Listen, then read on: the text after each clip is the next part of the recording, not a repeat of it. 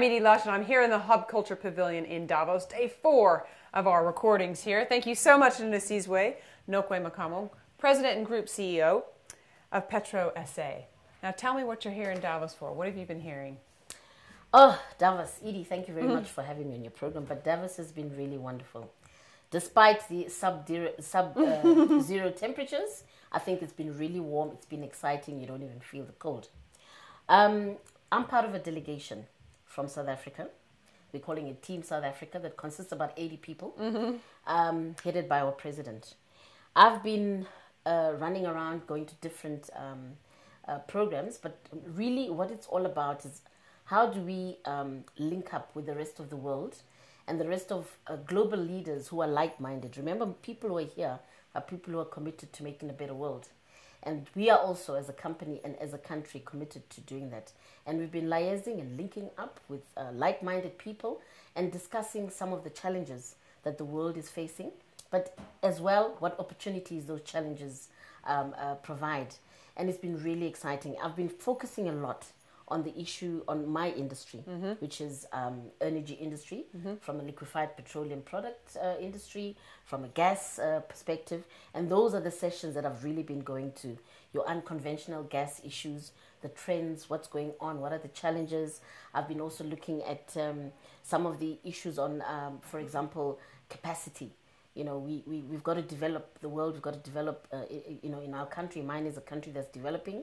And clearly one of the biggest challenges you face is your issue of capacity in both ways, either capacity financial and your human capacity. So those are the challenges that we face. And one has been going to the sessions that are dealing with that and interacting with people that can also shed some light and say, look, we went down that road. This is what we did.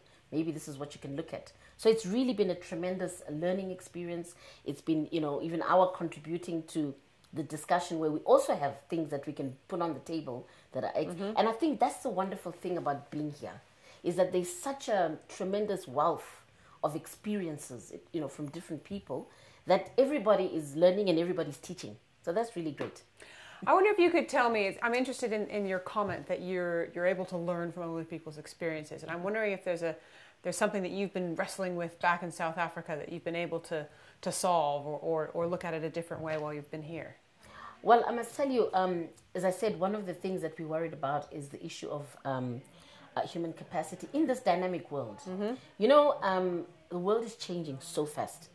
And you might find that the type of education that you had, all of a sudden, you know, in about 5 years, it's irrelevant because there's been shifts, you know, in the world in different areas. So one has been trying to understand, how do you keep it relevant? How do you keep everything relevant? How do you keep the education or the skills that you have relevant for this dynamically changing world?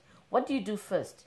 Do you try and catch up with the dynamicism, or do you look ahead and say, okay, I'm actually going to plan this to work this way because this is what I have. So, you know, those are some of the things that you've got to look at and then run the risk of running behind as a country.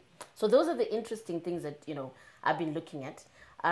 From an industry perspective, I've been looking at this issue of the unconventional gas and oil, you know.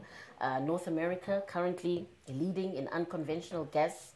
And there's a lot of debate all over the world in terms of should we or shouldn't we, should we go down that route?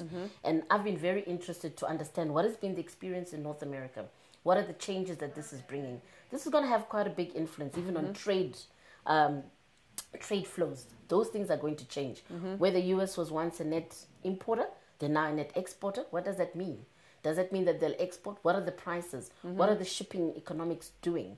Is that going to make them, instead of exporting, say, no, we're going to bring industry here and keep the gas there? What does that do to countries that are exporting to North America? You know, those are the type of very, very interesting debates and questions. And therefore, I take it back home and I say, so what are we going to do about this? If we could find ourselves in that position, you know, how can we position South Africa and the region to make sure that we can be able to go down that route in a manner that is going to benefit that area? And when do you think that might happen for South Africa? How many years away would you be from? You know, it would be folly of me to even put a year on it, really.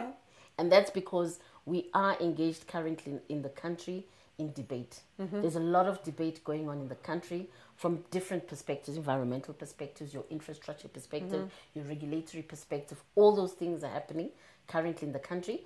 And I think when the time is right, and it's always best, I say, plan it properly, organize it properly so that when you do go down, you have no regrets about it. Because once you're in, you can't sort of, backtrack and say, no, I actually want to get out of this. So I'm not going to even hazard a risk in terms of years, but I'll just say we're looking at it. We want to make sure that when we do it, it's actually going to benefit the country and the people in the country, and it's going to be able to contribute to making it a better world, South Africa, in the region and worldwide.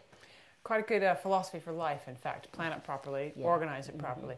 Nosize, thank you so much for stopping by the Hub Culture Pavilion here in Davos, and I'm Edie Lush.